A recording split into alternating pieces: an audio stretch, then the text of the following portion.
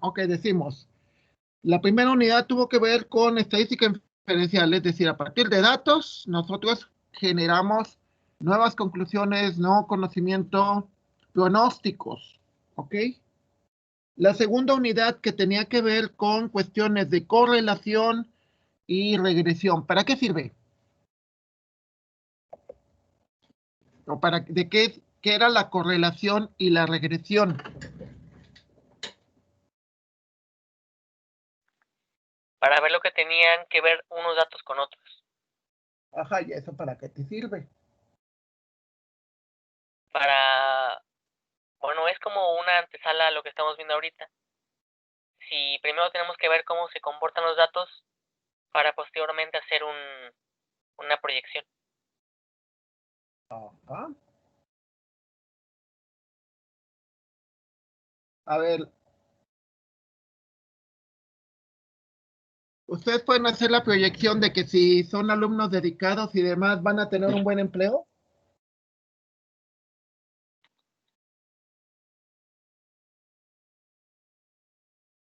¿Sí o no? Una parte sería sí y otra parte sería no. Claro.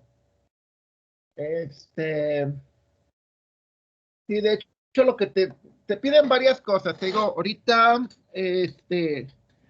búsquenlo, creo que le llaman Power Skills. Eso ya es lo que ahorita está de moda, ¿eh? O sea, tienes que tener Power Skills, ¿ok? Pero sí tiene que haber una regresión. A ver, pongamos mi caso. El, este, yo siempre he dicho que yo no era, de hecho yo no he sido docente todos los 26 años que les digo, de 27. He sido muchas cosas, también estuve en centro de cómputo, fui jefe de servicios de control escolar, fui investigador. Entonces, en realidad he hecho muchas cosas, eh, pero yo creo que es interesante porque alguien como docente también deberíamos de haber hecho muchas cosas. O sea, tiene que haber una correlación entre lo que puedas enseñar con tu experiencia. Mis docentes, por ejemplo, en los 80s, pues muchos de ellos incluso ni siquiera tenían experiencia, acababan de terminar la carrera, ¿no? Entonces, pues nunca me gustó mucho como lo que enseñaban, lo que impartían. Ellos impartían hechos, lo que venía en un libro, cosas por el estilo, no había internet. Cuando llego a la maestría, y todos mis docentes eran doctores, y eran doctores del extranjero, o sea, en Inglaterra, educados en Inglaterra, Francia. Wow, o sea, realmente lo que yo a mí, para mí hubo una correlación muy fuerte entre el grado académico y lo que enseñaban. No todos eran buenos enseñando, eran buenos como profesionistas, no como docentes, pero sí eran buenos en general, ¿eh? O sea, había una correlación entre el que hubieran estudiado en el extranjero y que fueran profesionistas muy buenos, o sea, gente con mucha capacidad. Había una correlación. La regresión me permite predecir o conocer valores a partir de otros. Seguimos con la inferencia, es decir, conocer cosas a partir de otras. Tercera unidad. La tercera unidad, recuerden que estábamos con pronósticos, ¿vale? ¿Cuál es la idea de los pronósticos? Pues lo mismo, o sea, como les digo ahorita, pronosticamos que terminamos ahorita en noviembre, tenemos 4 semanas. Incluso, ok, pónganse que todavía terminamos una semana de noviembre. Y ya nada más falta esta unidad de teoría y práctica, o sea, con conceptos teóricos, y ya la quinta es el proyecto. Entonces, si le avanzan en paralelo, es posible que terminen todo en este mes. Ok, esa es mi proyección. En mi pronóstico también, o sea, al final de cuentas, aclarando que no es nuevo. Hace un año yo me fui a, a hacer una evaluación a una universidad en Ecuador. Me tuve que ir 15 días antes de que terminara el curso, porque precisamente iba a estar súper ocupado y por poquito se quedan los muchachos sin calificación. Entonces los tuve que acelerar a todos los grupos pues, y terminaron bien. Y el año pasado, con lo de la pandemia también todo se hizo un problema y terminaron bien. Ok, Entonces, primera, segunda, tercera unidad. Cuarta unidad. Voy a compartir pantalla, porque siempre se me olvida. Bueno, no es cierto. Decían que alrededor de un 30% se me olvida. Gracias, muy amables. Ok, la cuarta unidad. La cuarta unidad se refiere a el concepto de métodos no paramétricos. Primera cosa, ¿qué son los métodos paramétricos? Todo lo que vimos anteriormente, correlación, regresión, desestacionalización, métodos de promedio móvil, promedio suavizado, pruebas de hipótesis, todo eso se conocen como métodos paramétricos. O sea, es decir, le damos un parámetro, un valor, y el método nos regresa algo. En este caso, por ejemplo, esta unidad trata sobre lo que le llaman métodos no paramétricos. Y se refiere a aquellos métodos que suelen requerir menos suposiciones, son menos restrictivos, y menos suposiciones acerca de la forma en que se distribuye los datos a través de cómo se distribuye la probabilidad. Del curso anterior, yo no se lo di, pero quiero suponer que lo vieron. En las distribuciones de probabilidad, tú asumes que se comportan de cierta manera, ¿sí? O sea, por ejemplo, los docentes se supone que nos comportamos de cierta manera, ustedes se comportan de cierta manera, y como les decía, hay ciertas restricciones o suposiciones que se hacen. Aquí no necesariamente. Te dice que para saber si vas a usar un método paramétrico o no paramétrico, un método no paramétrico sería que tienes que ver cómo mides la manera en que se generaron los datos. Sí. Ok, a ver. Dice, todos los datos son generados por una de las 4 escalas de medición. Nominal. Nominal, significa que yo mido los datos y que tienen un determinado nombre. Por ejemplo, yo puedo decir administración es un nombre, sistemas es un nombre, industrial es un nombre. Es una manera de medir. Ordinales que tienen un orden. Por ejemplo, los días de la semana, las cantidades, las medidas de, por ejemplo, estatura. Esos son los ordinales. De intervalo. De intervalos son aquellos que, perdón, que se comportan dentro de un determinado conjunto de valores. Ejemplo, las calificaciones del tecnológico.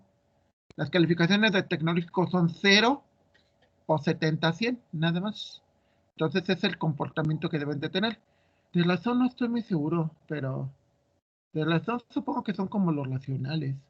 Todos los análisis estadísticos se realizan con ese tipo de datos. De hecho, cuando ven algún paquete como SPSS,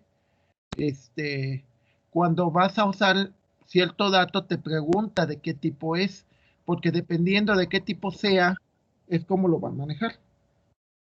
Hay un concepto que se llama tipos, o clases, o conjuntos, que, que es importante porque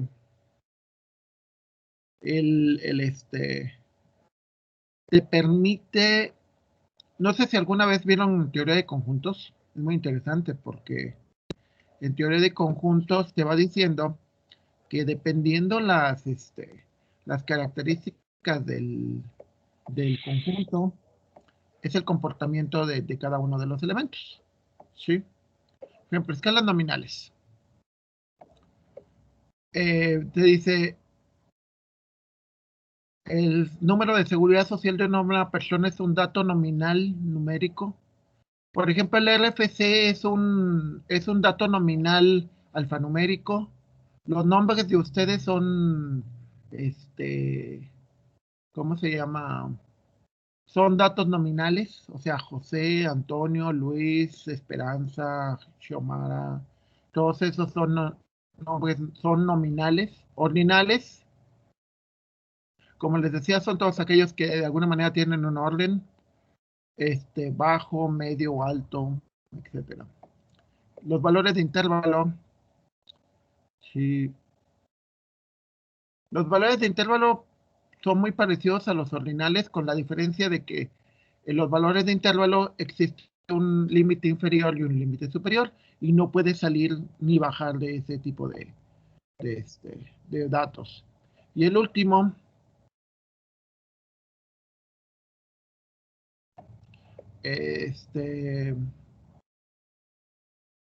sí, es cierto. Muchas veces en la escala de razón te dice que hay ciertos datos que se miden como una proporción entre dos razones, entre dos valores.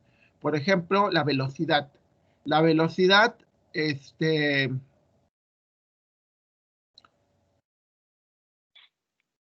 bueno, no, te dice que dice los cocientes entre datos de temperatura no tienen sentido. Por ejemplo, no tiene sentido decir que cuando la temperatura ambiente es de 20 grados hace el doble de calor que cuando es de 10 grados, no, obviamente.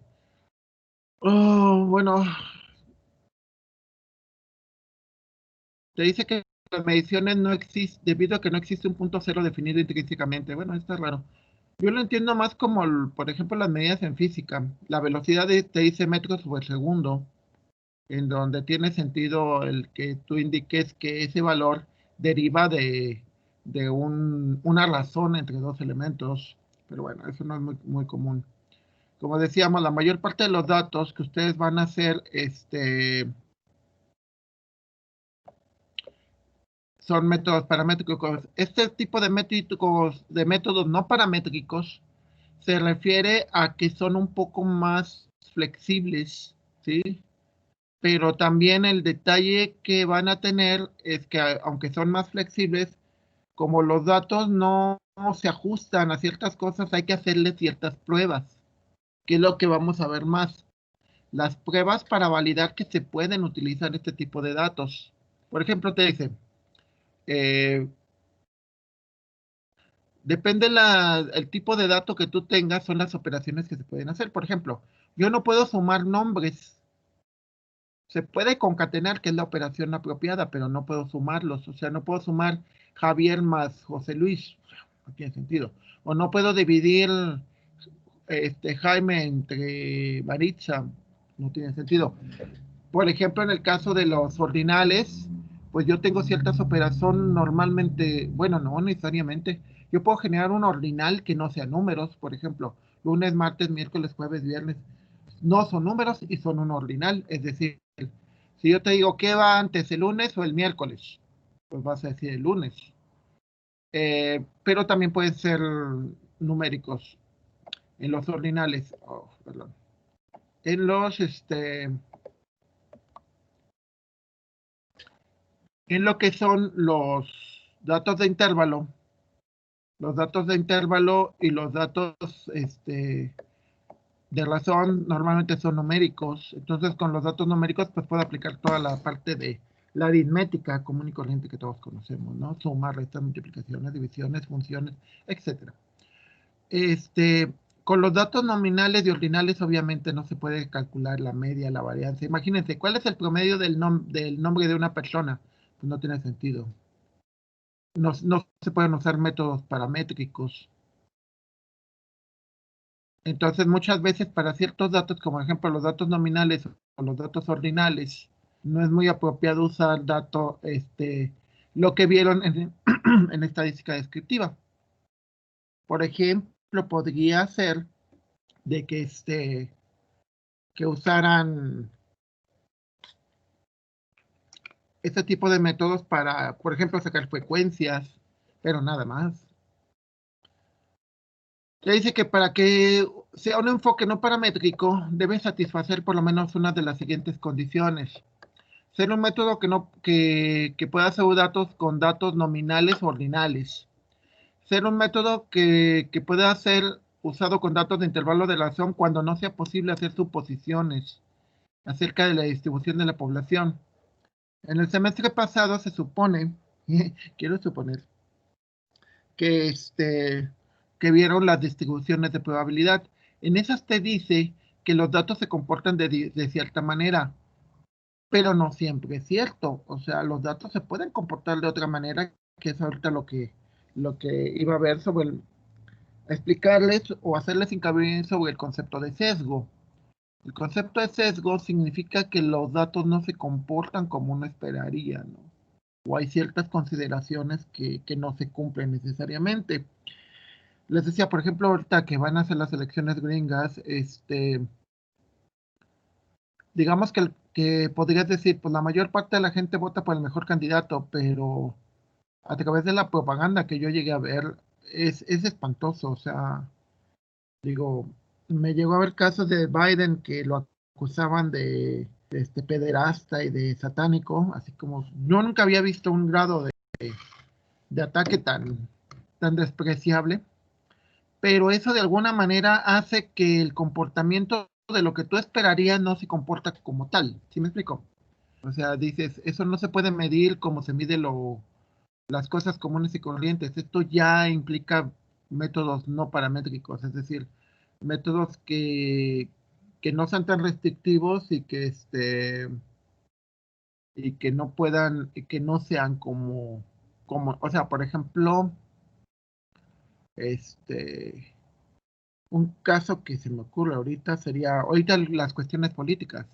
Gente que nosotros estimamos, queremos y demás, o sea, tenemos en buena consideración, pero ahorita precisamente por la polarización tan fuerte que existe, de repente cambian y no se comportan como se comportarían en años anteriores, o sea, cambia su manera de comportamiento, ¿no? Lo cual dificulta muchísimo su, pero mucho dificulta para poder hacer predicciones. Profe, ¿Qué pasó? ¿tiene que ver un poco con la desestacionalización? ¿Con la qué? Desestacionalización. Ah, no, no, no, no, no, no. No, se refiere a que, por ejemplo, eh, los datos anteriores, por ejemplo, los datos de intervalo, los datos de razón, son todos aquellos que puedes hacer estadísticas descriptivas, que puedes hacer pronósticos más predecibles.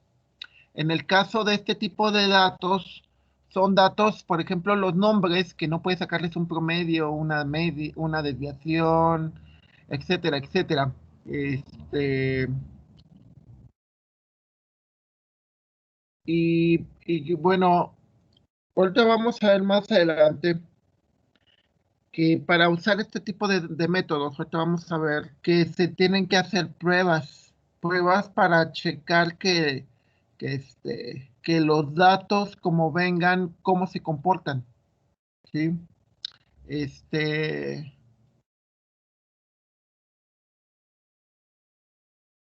muchas veces, a ver, les pondré el caso, por ejemplo, de las materias que yo doy. Por ejemplo, cuando eh, son operaciones predecibles o, o que se pueden sacar por la teoría común y corriente. Por ejemplo, los compañeros que llevan cálculo en ingeniería, son métodos analíticos, es decir, te da una solución exacta. Pero muchas veces, por ejemplo, en otra materia que yo doy, que es métodos numéricos, muchas veces por las características del problema o de los datos, no es posible utilizar ese método analítico porque no se comportan así. Muchas veces vamos a ver que las suposiciones que haces no se comportan como tú esperarías. O sea, de nuevo es el comentario que les hacía. O sea, tú puedes decir, por ejemplo, Martín es buena onda, es un buen maestro, bla, bla, bla, es un buen esposo, pero ahorita por toda esta polarización está cambiando. Entonces, su comportamiento ya no es, puede volverse, ya no se puede medir como se mide normalmente, ¿no? Entonces, mucho de lo que vamos a hacer, dice, lo que vamos a medir son la, medir los tipos de datos, los datos que nos vienen, los vamos a medir, ¿sí? Este, que son importantes. Los métodos que vamos a ver tienen que ver con pruebas, ¿sí? Y vamos hacia lo siguiente. A ver, en ciencias sociales, la mayor parte de nosotros lo que se investiga o lo que se prueba, o sea, a diferencia de la tecnología. En la tecnología es más sencillo porque tú pruebas, por ejemplo, un motor, y pues ya, agarras las piezas y si funciona como las ecuaciones dicen, pues ya lo hiciste. Pero en ciencias sociales no. No es muy fácil crear una fórmula para decir, por ejemplo, el empleado Juan Pérez se va a comportar así, ¿no? Entonces, muchas veces, por ejemplo, ahorita que nosotros vamos a hacer encuestas, nos vamos a dar cuenta que hay un factor que nos afecta mucho y que eso dificulta la manera en la que vas a hacer las mediciones. Un ejemplo ahorita muy fuerte es la pandemia. O sea, la pandemia nos está cambiando, nos cambió. Y, y en cierta manera, no nada más la pandemia, las redes sociales nos han polarizado. Hay desde la gente, le puedo decir a mis hijos, que muchas cosas ellos dicen, pues mira, por lo menos la mitad de mis clases sí las quiero, posiblemente la mitad las quiere presencial, la otra mitad las quiere como están, ¿eh? O sea, ellos ya no quieren ir a un salón de clases y todo eso, o sea, sí les agrada convivir y demás, pero dicen estar 8 horas o estar 5 horas en un salón y tenerme que desplazar hasta no sé dónde, ya no quieren. Entonces, hay un sesgo, ¿sí? ¿Se acuerdan qué es lo que comentábamos que son los sesgos?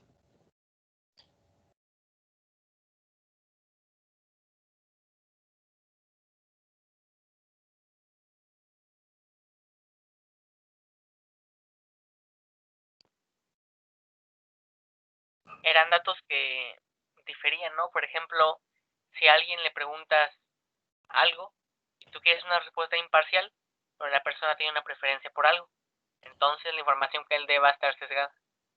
Ok, una pregunta, ¿por qué su servidor hay un sesgo en cuanto diga yo prefiero las clases, ¿cómo se llama?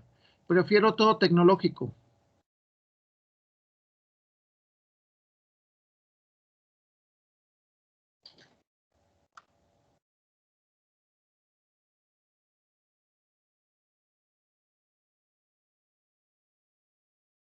Um, pero ¿cuál sería la...?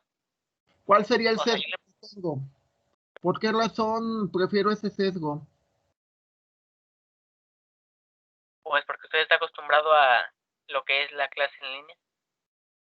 Porque mi carrera y mi perfil es completamente tecnológico. O sea, soy ingeniero, soy maestro y soy doctor en computadoras. ¿Sí? Entonces la pregunta es lógico que yo prefiera todo tecnológico. No. No. O sea, no es lógico preguntarle porque vamos a saber que usted pues las prefiere. Sí, Tenemos que hacerle una pregunta un poquito más, pues que sea imparcial. a ver, de nuevo.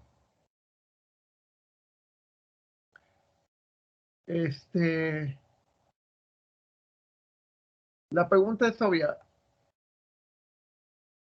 Tienes dos docentes, uno es abogado, tiene ya muchos años y demás. ¿Tú cómo crees que quieran cómo va a ser su preferencia? ¿Clases en línea o clases presenciales? Presenciales. Ok, perfecto. Y al revés, dices, alguien que lleva muchos años, bueno, sí, relativamente muchos años, con tecnología y ese tipo de cosas, ¿cómo crees que va a preferir sus clases? En línea. Eh, entonces hay un sesgo. Bueno, vamos a ver el primer caso de las pruebas no paramétricas. Te dice acaso, tienes una investigación de mercado, entonces vas a hacer una encuesta donde les vas a decir a la gente que te diga qué producto prefiere. Si nos referimos a un producto, ¿están de acuerdo de que es un dato que no es numérico? ¿Están de acuerdo? sea, por ejemplo, ahorita que está de moda la política, vas a encuestar a la gente, te dice, ¿por qué partido votaría? ¿Ok? Una pregunta, ¿el dato que estamos manejando ahí es numérico o nominal o ordinal o intervalo?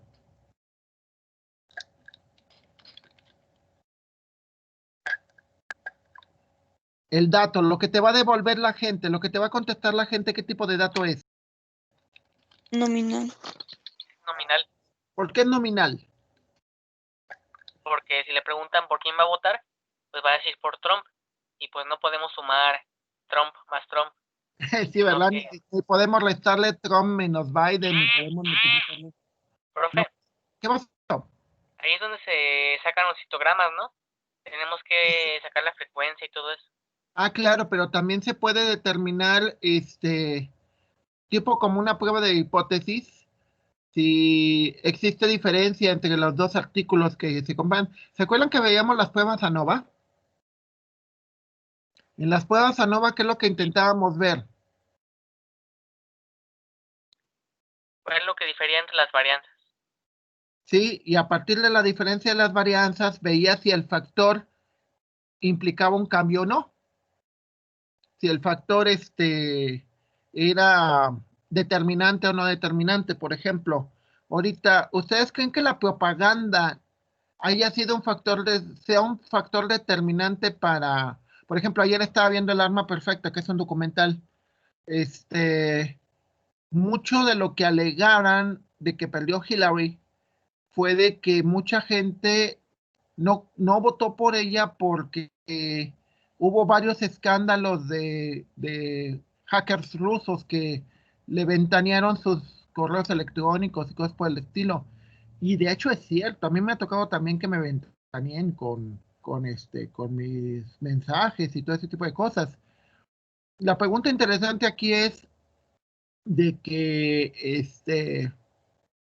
de alguna manera todo esto nos ha traído beneficios, pero también nos ha traído prejuicios, ¿sí? O sea, por ejemplo, si yo me quejo de alguien y que se está grabando, obviamente después ustedes lo pueden bajar, lo pueden editar y lo pueden cambiar de contexto y decir, el profe dijo que, ¿va? Entonces, bueno, regresamos a las preferencias. Entonces, de nuevo, tenemos un caso donde queremos hacer un estudio de mercado, donde queremos ver si al estudiante le gustan más las clases presenciales o las clases en línea. Y como vemos, los datos son o en mixta. También eso es interesante, el concepto mixto.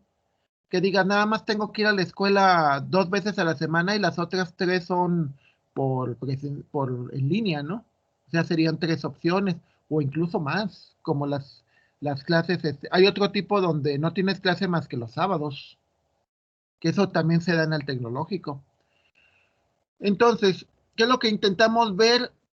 Diferencias entre las preferencias de los artículos. ¿Por qué necesitamos o por qué queremos ver si hay diferencias? ¿Sí? ¿Por qué nos interesa eso en un estudio de mercado?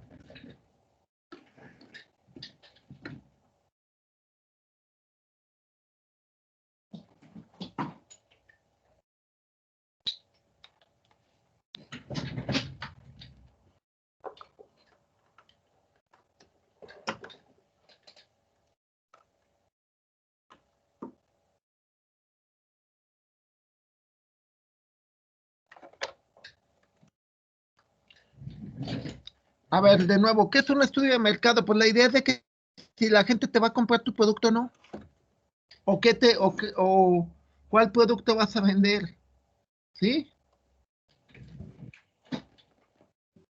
A ver, una pregunta, ¿ustedes creen que si, creo que si era, los de Facebook trataron de venderle a Google su producto antes de que se hicieran famosos? Los de Google dijeron que no. Los de Facebook se lo ofrecían, le decían a Google, te vendemos Facebook, mira, va a ser muy bueno, bla, bla, bla, y no quisieron. En un estudio de mercado, si lo hubieran hecho, se hubieran dado cuenta de que la gente sí lo iba a querer. Bueno, entonces, ¿qué es lo que andas buscando? ¿Qué es lo que quieres? Pues lo que quieres buscar en una prueba de mercado es ver si tu producto se va a vender, ¿sí?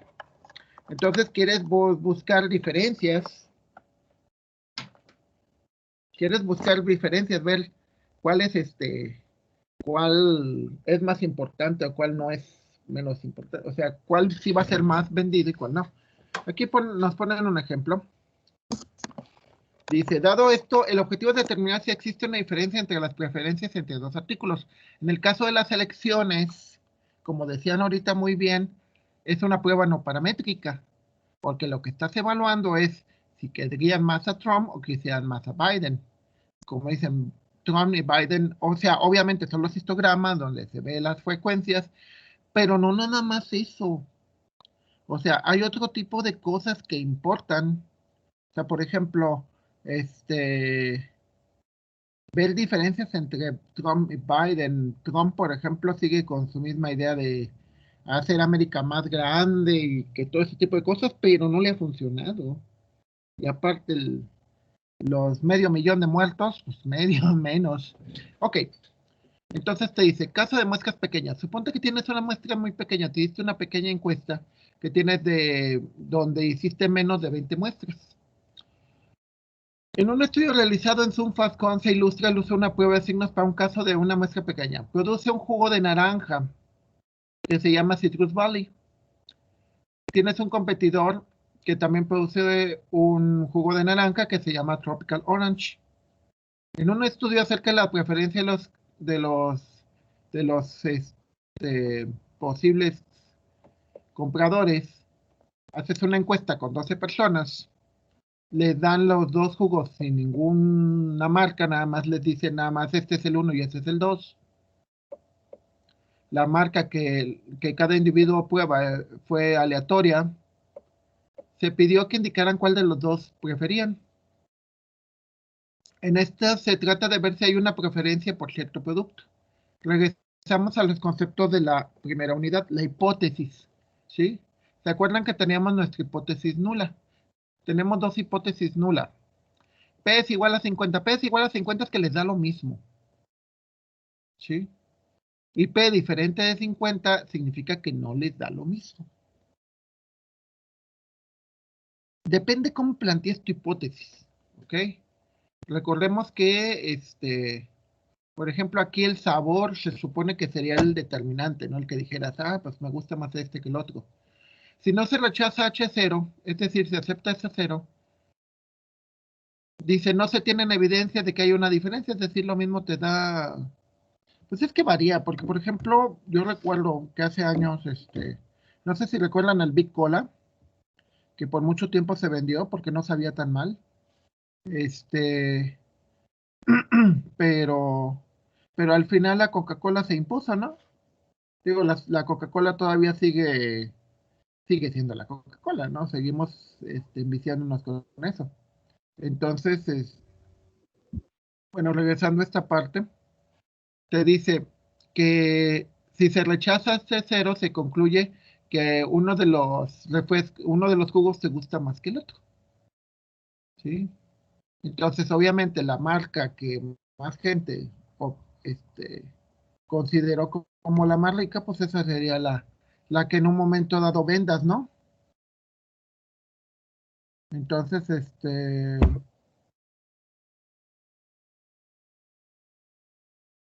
te dice, a continuación se muestra el uso de la versión para muestras pequeñas de la prueba de los signos. Entonces, en esta prueba de los signos, registras los datos de preferencia de los dos individuos que participan en el experimento. Y normalmente, como aquí lo único que nos interesa es saber si te gusta más uno que otro, se asumiría más que todo eso, o sea, no veríamos no hay un concepto de cantidad, sino hay un concepto de más o de menos. O sea, que algo te gusta y algo no te gusta. ¿Sabían que han hecho pruebas no paramétricas para indicar qué tipo de mujer te gusta y varía de acuerdo a la cultura? Para los occidentales nos gustan de cierto tipo y para los por ejemplo, los países musulmanes les gustan de otro. Sí. Somos diferentes, incluso hay cosas por el estilo, ¿no? O sea, ok. Entonces aquí los datos, más que todo, se van a registrar como me gusta o no me gusta, es decir, un más o un menos. En el número de signos es el estadístico de prueba bajo la suposición de que h de 0 es verdadera, ¿sí? Bajo la suposición de que da lo mismo cualquier sabor, se asume que tenemos una distribución binomial. Espero que se hayan visto un poco de las distribuciones binomiales. Las distribuciones binomiales en este caso funcionan como un volado, porque es de 50-50, es decir, puede ser tanto águila como cara, como águila como sello, como sea, ¿no? Las distribuciones binomiales te las muestro aquí en esta tabla, que no sé si, bueno, en mis cursos les enseño a sacarla con Excel, pero bueno, dices la distribución, ¿qué es lo que significa aquí? La distribución de que no te guste el producto, de que le guste a uno, de que le guste a dos, de que le guste a tres, o que le guste a los 12 tu producto. Es como deberíamos de entenderlo. Que esta distribución lo que te dice es, la probabilidad de que a nadie le guste tu producto es 0.0002. Pero la probabilidad más alta está en 6, que es la probabilidad de que a la mitad le guste tu producto. Esa sería la distribución, suponiendo que llevara una distribución binomial. Entonces se saca la hipótesis, se analiza la prueba con un nivel de significancia del 0.05%, es decir, admites un error hasta un 5%. Entonces, con base a eso, se sacan la determinación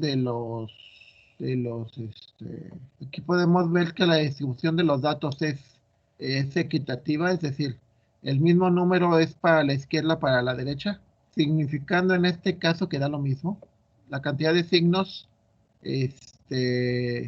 la probabilidad de que te dé 0 signos es muy poquita, o sea, de que a nadie le guste es muy poca, y la probabilidad de que le guste a todos también es muy poca.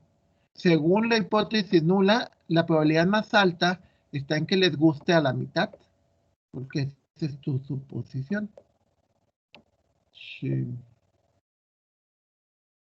Entonces,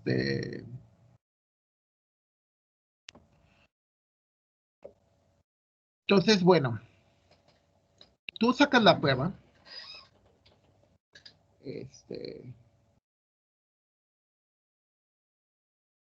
En esta prueba, tú lo que haces es, te dice que es una prueba de 2 colas, lo cual significa que tratas de obtener el valor que sea que sea menor que algo o mayor que algo. A partir de eso, tú generas haces la encuesta. A partir, tu distribución de referencia va a ser la que vemos acá arriba. Este es el comportamiento idealizado.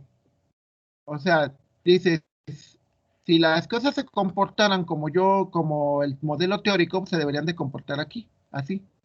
Así significa de que